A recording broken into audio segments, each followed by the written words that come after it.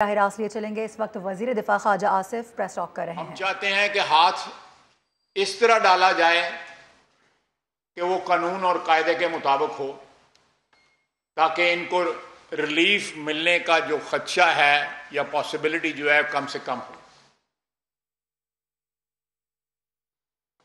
जब चोर हुक्मरान बन जाएं, जिस तरह इमरान खान 3.5 साल रहा है, तो ये किसी की जिम्मेदारी नहीं होती कि उस चोर की हिफाजत करे या उसके मफादात की हिफाजत करे। पाकिस्तान की अफवाज जो हैं वो कानून के ताबे हैं, आइन के ताबे हैं, और वो किसी शख्स के इक़्तिदार की जो है हिफाजत के लिए या चौकीदारी के लिए मामूर नहीं हुई। वो पाकिस्तान की सरहदों की चौकीदारी के लिए मामूर है,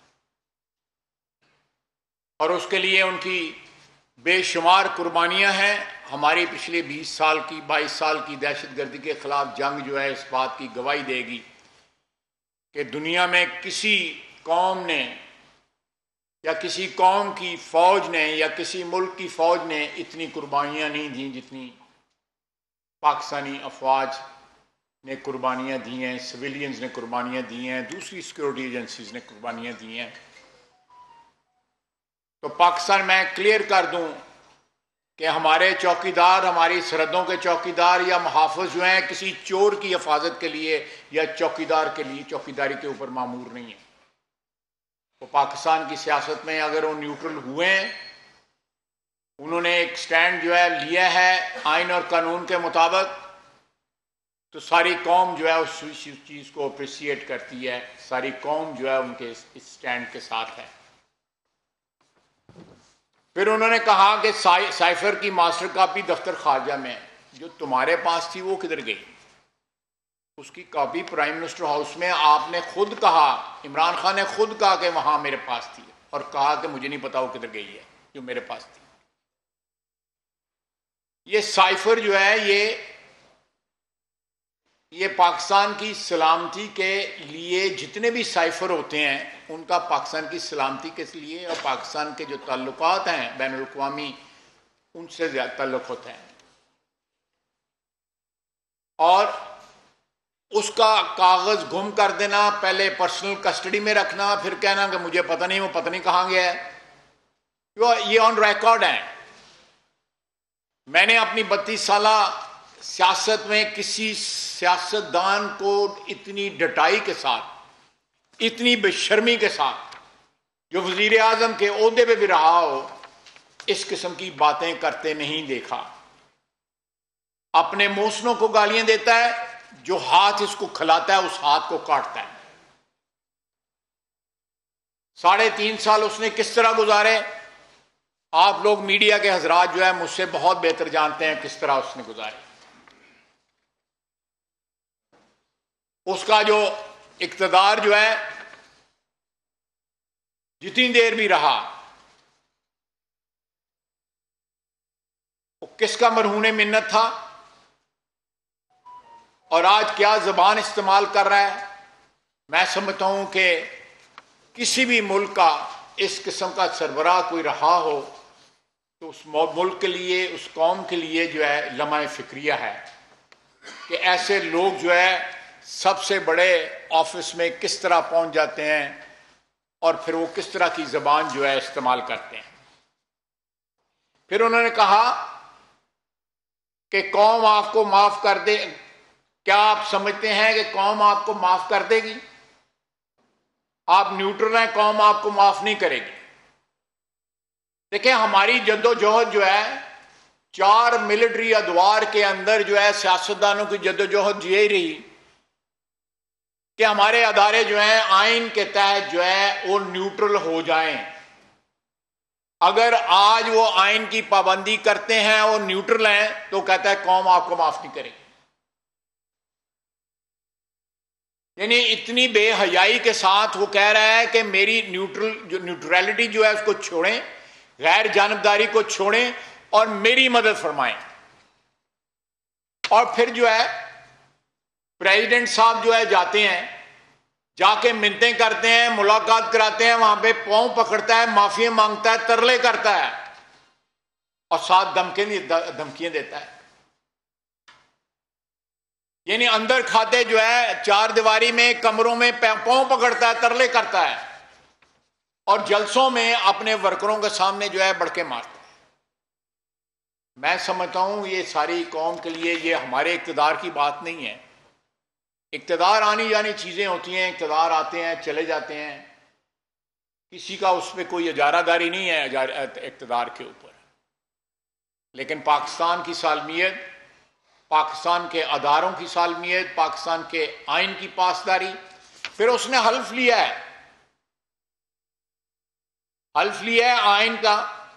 देखें वो आइन की पासदारी का हल्फ तो उसने भी लिया हुआ है और साथ वो जो जिन लोगों ने हमारी अफवाज ने भी लिया हुआ है उनको कह रहा है कि अपने हल्फ की जो है वो खिलाफ वर्जी करो और न्यूट्रलिटी छोड़ो और मेरी साइड लो।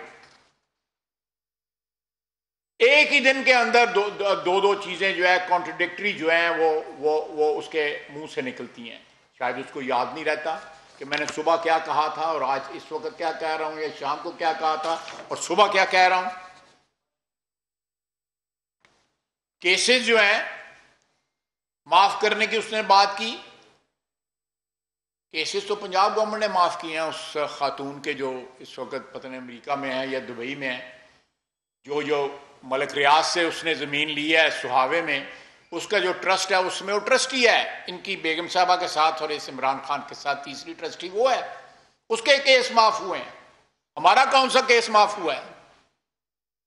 कोई एक केस बता दें जिनका जो माफ हुआ हो। तो मैं समझता हूं कि ये सारी कौम के लिए लम्हा फिक्रिया है कि अगर एक शख्स जो है जलसों के अंदर, अवामी जलसों के अंदर झूठ बोलता है, पाकिस्तान की सिक्योरिटी फोर्सेस के मुतल्लिक जो है गलत ज़बान इस्तेमाल करता है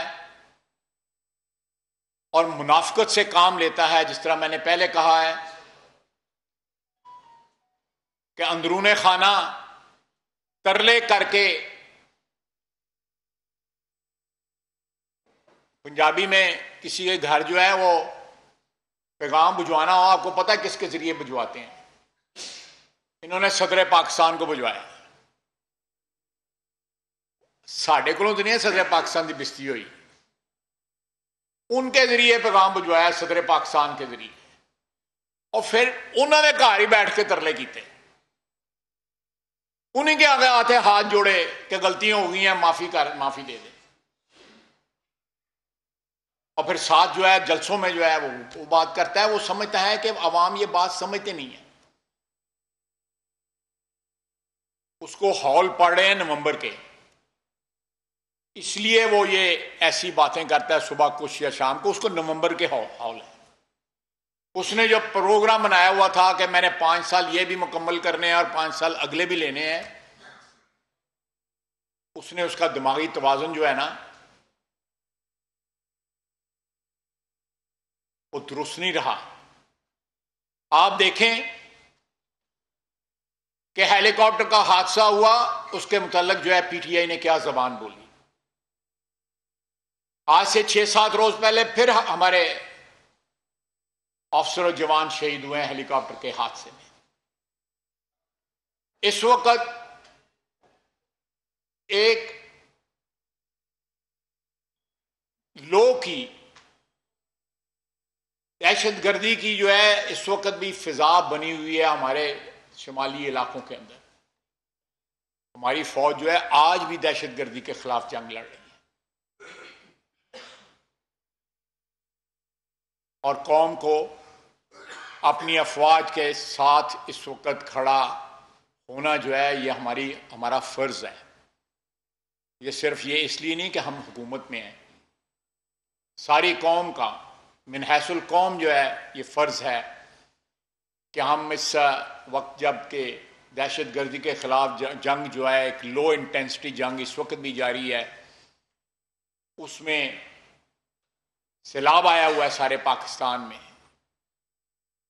पाकिस्तान में बहुत बड़ी बड़ी तंजीमें, जो फलाई इदारे जो हैं वो एक बड़ा मिसाली काम कर रहे हैं। हुकूमत जो है, सिंध के वज़ीर आला, बलूचिस्तान के वज़ीर आला, वज़ीर आज़म पाकिस्तान जो है, मुझे बताएं ये कहाँ गया है?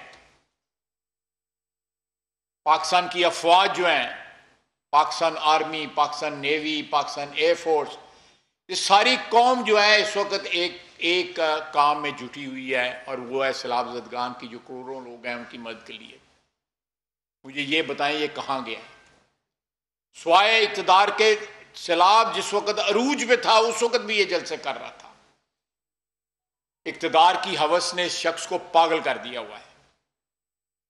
इंशाअल्लाह ताला ये तमाम मराइल जो हैं आइन और कानून के तहत जो है तय पाएंगे। वक्त पे इलेक्शन होगा, और ये जो इसको हॉल पड़ रहे हैं नवंबर के, अल्लाह के फजल से नवंबर भी खैर खैरियत के साथ आइन और कानून के मुताबिक जो है सारे मरहले अबूर होंगे, और इसके तरलों और इसकी बढ़कों के दरमियान जो है वो फ़र्क जो है हर शख्स को पता लग गया है। खुसूसन कोई शक की शुबे की गुंजाइश नहीं रहेगी उस ऑडियो लीक के बाद। आप लोग बेहतर जानते हैं, लोग कहते हैं और भी आनी है, तो फिर पता नहीं क्या हाल हो। दसू आप कोई सवाल करना चाहते हैं?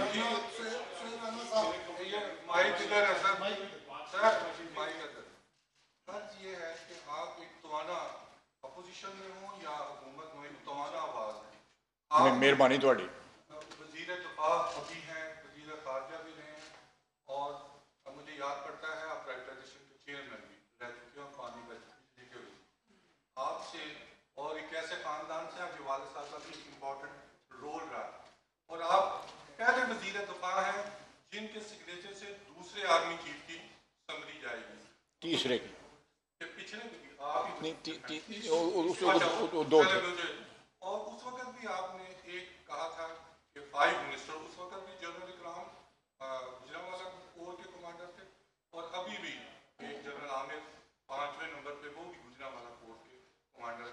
तो क्या आर्मी चीफ ने भी आज कह दिया कि आई नो मोर नवंबर 27 से 28 को चला जाए, तो क्या कब तक आप नेक्स्ट आर्मी चीफ को अनाउंस कर देंगे ताकि जो ये बीमार शख्स है इसका बीमारी खत्म हो, कोई इलाज हो जाए? कितनी हमदर्दी है इन्होंने कि उसकी बीमारी का इलाज किया जाए, तो अफाका होना चाहिए। देखें, बात असल में यह है कि जो मेरा तजर्बा है मैं उसकी बेसिस पे जो पहले मेरे दो जो तजर्बात हैं इस सिलसिले में, ये प्रोसेस जो है कहीं जाके इस महीने के आखिर में स्टार्ट होगा या नवंबर के शुरू में स्टार्ट होगा। लेकिन मियाँ नवाज शरीफ साहब ने ये रवायत रखी थी कि जो आउटगोइंग चीफ होते हैं उनको इतना टाइम मिलना चाहिए कि वो एक एहतराम के साथ, एक प्रोटोकॉल के साथ जो है वो अपनी जवानों से, अपने अफसरों से जिनको उन्होंने कमांड किया होता है उनके साथ रुखसत हो सकें। तो मेरा ख्याल है कोई ऐसी जल्दी नहीं है, इनू होर तड़फन दो 2-3 हफ्ते होर तो जड़ा है इनू मर्चा लगदियां रहंदियां, तो ये लड़ना कोई नहीं, ये फिर कट्ठे ही नाल निबड़ लवांगे इंशाअल्लाह।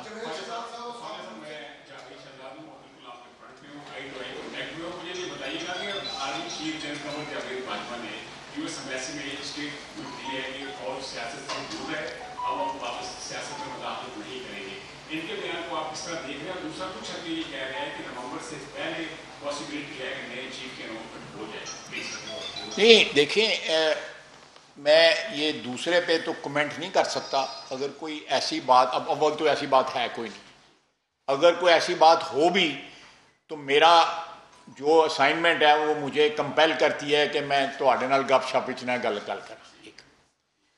दूसरी बात जो आपने कही है, उन्होंने बिल्कुल ठीक बात कही है। उन्होंने वहाँ पे जो बात की है, मेरा ख्याल है उससे भी आपने भी, मेरे भाई ने भी ये बात की है कि क्लैरिटी तो आई है ना। कम से कम जो आज से 6 या 7 दिन या 10 दिन पहले जो थोड़ा सा एक इबहाम था, वो इबहाम तो दूर हुआ है, तो आहिस्ता आहिस्ता सारे इबहाम दूर हो जाएंगे इंशाल्लाह।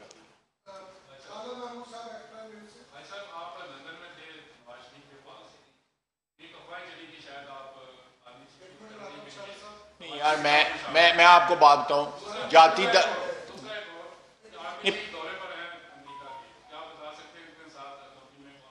जी दौरे में नहीं, मुझे इस बात का इल्म नहीं है कि उनके साथ, मेरा ख्याल उनका पर्सनल स्टाफ है और तो कोई नहीं, और कोई शख्स शामिल नहीं है। बाकी जो मैं वापसी में जो रुका था, जाती दफ़ा में मेरी मुलाकात मियाँ साहब से हुई थी, तो उन्होंने मुझे हुक्म फरमाया था कि वापसी पे रुक जाना। तो ये प्योरली पर्सनल मुलाकात थी। दो दिन मैं उनके पास जाता रहा, जो मेरा जुमा उनके साथ पड़ा। कोई सियासी गुफ्तगू जो है, गपशप नहीं है। मैं ज़ाती गपशप उनके साथ ज़रूर रही। मैं बिल्कुल आपको ऑनेस्टली ये बता रहा हूँ कि कोई, आप जिस तरफ इशारा कर रहे हैं उस किस्म की कोई गुफ्तगू नहीं है। जी जी इमरान साहब हुक्म। अभी जैसे आपने कहा कि माजी में नवाज शरीफ साहब जो है वो टाइम एम्पल देते हैं कि वो फेयरवेल कॉल्स जो है वो करते हैं। जी जी जी। तो काफ़ी सारे कार्य चीज जो है नवाज शरीफ साहब ने बतौर वज़ीर-ए-आज़म अपॉइंट किए हैं, और उनका वज़ीर-ए-आज़म का इख्तियार भी है कि वो जिसको चाहे प्राइम मिनिस्टर है। लेकिन हर दफ़ा इस एक अहम कॉन्स्टिट्यूशनल पोर्टफोलियो है, इसके ऊपर एक कंट्रोवर्सी जो है वो जनरेट हो जाती है कि फलां शख्सियत को लगा दिया गया, फलां वाले को लगा दिया गया। इस दफ़ा कोई PMLN के रैंक्स में कोई थिंकिंग है, या मियाँ साहब के ज़हन में कोई थिंकिंग है कि हमने बाय बुक कोई टॉप 2-3 में से सीनियर्स के साथ जाना है, या इसके ऊपर अभी कोई डिसीजन नहीं हुआ? कोई डिसीजन नहीं हुआ। जो रवायत है, आपने भी बताया कि 5 अशखास के नाम आते हैं, और बिल्कुल ठीक उन्होंने कहा कि पिछली दफ़ा जनरल इकराम साहब का 5वें नंबर के नाम था। तो उस 5 में से जो है वो कोई भी अपॉइंट किया जा सकता है। वैसे मैं, एक रवायत है, लेकिन इससे अलावा भी अगर माजी में ऐसे मौजूद हैं मिसालें जिसमें 5 नंबर से जो नाम नहीं भी रिकमेंड हुए थे, उनमें से भी लोगों को अपॉइंट किया गया। मेरा अपना ख्याल है कि जनरल एक इम्प्रेशन है कि 3 स्टार जनरल जो है वो सारे के सारे एलिजिबल होते हैं अपने इस स्लॉट के लिए। लेकिन ऑब्वियसली अगर जो नाम रिकमेंड होते हैं GHQ की तरफ से, चीफ जो नाम रिकमेंड करता है मिनिस्ट्री ऑफ डिफेंस से होते हुए वो प्राइम मिनिस्टर के पास होता है, उनकी एक अपनी सेंटिटी होती है, जो मैं समझता हूँ कि वो एक प्रोसेस में से गुजर के नाम आते हैं, लेकिन डिस्क्रेशन जो है वो प्राइम मिनिस्टर की फिर भी रहती है। जाबर साहब APP से। जी जी। Sir, Imran Khan's narrative on Cypher has violated the SOPs of the head of state, which is the most highly confidential document. Is there any constitutional provision that can hold him accountable and shut this window for future prime ministers to keep their narratives limited and silent on such situations, and they should never violate it in future, sir? Or will you bring any legislation on this? आपने जो बात की है वो बड़ी relevant बात है कि जो चीज़ें पब्लिक के रेल में नहीं आती, जो अवामी जो है बहस का मौजू नहीं बननी चाहिए, वो साइफर होता ही इसलिए है कि वो सीक्रेट होता है। वो अपने इम्प्रेशंस होते हैं वहाँ पे हमारे सफ़ीर के कि मैं फ़लाँ से मिला, मैं फ़लाँ से मिला, ये गुफ्तगू हुई। वो साइफर में बाज़ औक़ात चीज़ें जो हैं सीक्रेट भी होती हैं, बाज़ औक़ात जो हैं गैर मामूली होती हैं, बाज़ औक़ात रूटीन की चीज़ें होती हैं। मुझे जो एक्सपीरियंस है वसीयत फॉरेन मिनिस्टर, मैं उस पर बेस कर रहा हूँ अपनी एनालिसिस जो है। लेकिन इस शख्स ने ये साबित किया है जो आप बात कर रहे हैं, आप बिल्कुल वही मैं बात कर रहा हूँ कि इस शख्स ने साबित किया है कि ये इस ओहदे के अहल ही नहीं था। जो शख्स जो है बातें जो जिस तरह की वो कर रहा है, और ये अपना ऑफिशियल सीक्रेट एक्ट की भी वायलेशन है और अपने हल्फ की भी वायलेशन है। जो परसों इसने हल्फ लिया है अपने वर्कर से और खुद, उसकी भी वायलेशन है कि उसने पाकिस्तान की सिक्योरिटी इस शख्स ने कॉम्प्रोमाइज की है। एक झूठ बोला है और साथ साथ जो है वहां पे $25,000 पे बंदा हायर किया हुआ है जो इनके तल्लकात जो है और साथ रिपेयर कर रहा है, और साथ उसी ऑडियो लीक के अंदर कह रहा है कि अमेरिका का नाम बिल्कुल नहीं लेना, फलाने का नाम बिल्कुल नहीं लेना। यानी ये वही साहब है ना जो मैं बार बार कह रहा हूं कि साथ जो है न्यूट्रल कहता है, साथ तरले करता है, साथ हाथ जोड़ता है, साथ माफी मांगता है कि गलतियां हुई हैं। कहा है उसने कि गलतियां हुई हैं। आपने पढ़ा होगा कॉलम में, साफी साहब के कॉलम में जो है उस शख्स का ये बदकिस्मती होती है कि जब सिस्टम जो है वो क्या कहते हैं RTS बैठता है तो फिर ऐसे लोग जो है ऊपर आ जाते हैं। तो ये बिल्कुल हम इसके खिलाफ कार्रवाई करेंगे। ये कहता ना कि मुझे जेल भेजो, ये मैं अदलिया तहरीक में मैं जंग जेल में था, वहाँ पे DG खान से कुछ कैदी जो है ट्रांसफ़र हुए। मैंने पूछा उनसे कि और थे कौन कौन सी DG खान, उन्होंने कहा इमरान खान से। मैं कहा वो नहीं आया आपके साथ? कहते हैं वो तीसरे चौथे दिन जो है वो तरले करके तो वो रिहा हो गया था। असी 26-27 दिन रहे कैद। कहते हैं 3 दिन रहा, तीनों दिन रोता रहा वहां पे कैद के अंदर। ये जिसले जायदा लग पता जायदा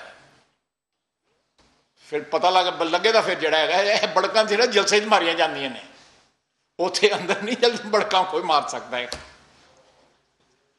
फरूक मिर्जा साहब रोजनामा साहब से वजह साहब आपने इमरान खान साहब की बात की, उन्होंने अफवाज पाकिस्तान के खिलाफ एक ट्रेंड चलाया, तज़हीक की, तौहीन की, और पूरी दुनिया ने देखा कि प्रेस मैन किस तरह बेइज्जत हुई। जी मैं वो पीछे बात आपके कर रहे हैं, मुझे आप यूनिफॉर्म में है, उनकी तहकीर हुई और इंटरनेशनल लेवल पे पाकिस्तान की बदनामी हुई।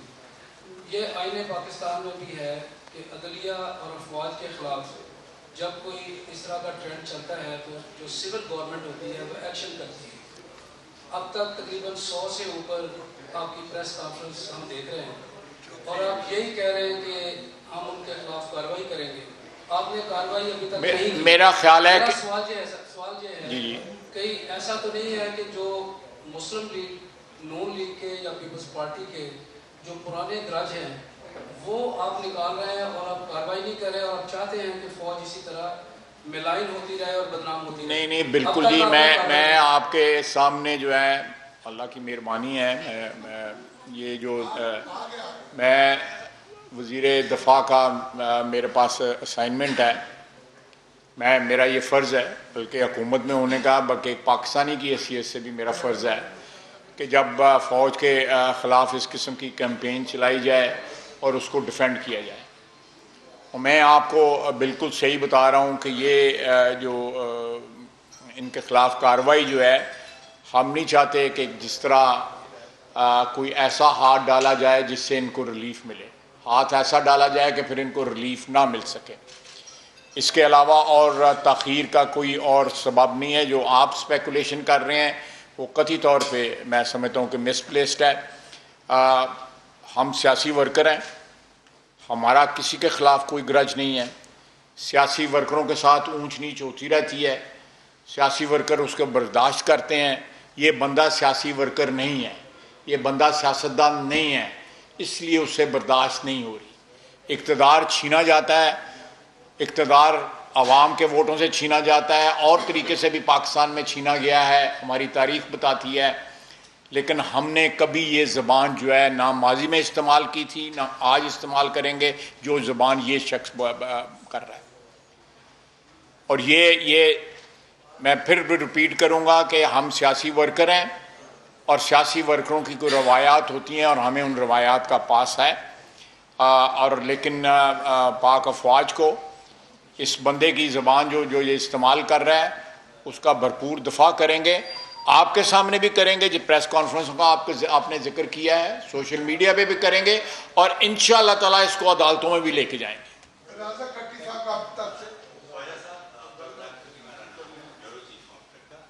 एक टेक्निकल सवाल आपसे पूछना था क्योंकि आप दिफा भी हैं। नवंबर 2019 में सुप्रीम कोर्ट ने जनरल बाजवा की मुद्दत मुलाजमत में 6 माह की तोसी कर दी। फिर जनवरी 2020 में पार्लियामेंट कि जो उनकी मुद्दत मुलाजमत जो नई शुरू हुई थी 3 साल की, वो जनवरी से होगी या वो वही 27 नवंबर 2000? मैं माफ़ी चाहता हूँ, मैं अपनी इनएबिलिटी का इजहार करता हूँ कि मैं इस वक्त ये कैलकुलेशन जो है ना इधर बैठ के नहीं कर सकता। तो दफ्तर आ जाइए, ताना बैठ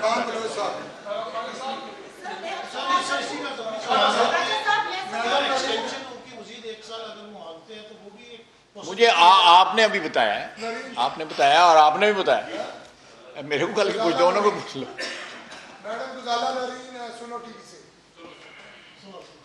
सर, ऑडियो लीक्स के हवाले से भी आपने खुद भी जिक्र किया और अब खदशा ये पैदा हो रहा है कि वफाकी काबीना का जो एहसास रहता है वो भी शायद चोरी कर लिया जाए। मैं इस हवाले से कह रही हूँ कि ई काबीना के इजलास में भारतीय सॉफ्टवेयर इस्तेमाल करने का इंतशार हुआ है और इस हवाले से ये इतला भी है कि वज़ीर आज़म साहब ने भी रिपोर्ट तलब की है। तो मेरा सवाल ये है कि हुकूमत इस हवाले से क्या कर रही है?